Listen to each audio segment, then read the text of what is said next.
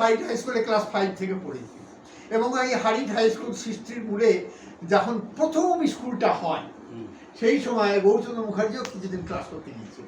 হ্যাঁ, এবং আমার ঠাকুমারও ওই স্কুলের পেছনে অবদান আছে, এই জায়গাটাকে দেয় শোনা।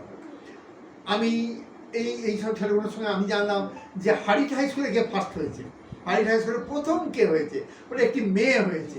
আমি ওর বাড়ির কাছাকাছি চলে গিয়েছিলাম, তখন ওরা বললো আমরা ঠিক আছে জানিয়ে দেবো। এদিকে সুদীপ আদবকে বলতে, সুদীপ আদব বললো ওর বাবার নাম্বার নেই, ওর মেয়েটির নাম্বার আছে। আমি তাই দিন আমি শিরিনকে ফোন করলাম।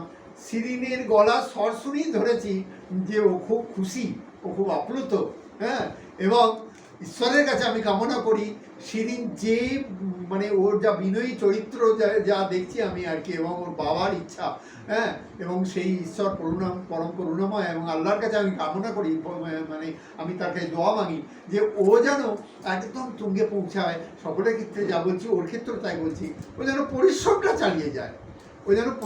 চালিয়ে যায়, ওর সিনসিয়ারিটি। আমি যে কথা বলেছি যে প্রতিটা সেকেন্ডকে যদি একদিন মূল্য দেয়, ও একদিন ফল পাবেই পাবে। সময়কে মূল্য দাও, সময় তোমায় মূল্য দেবে। এই কথাটা মনে রাখবে যে তুমি সময়কে মূল্য দাও, সময় তোমায় মূল্য দেবে। এবং মনে রেখে দেবে এই কথাটা, এই যে 2 বছর একটা লোক যদি দীর্ঘদিন, ছেলে বা মেয়ে দীর্ঘদিন বাঁচে, এই 2 বছর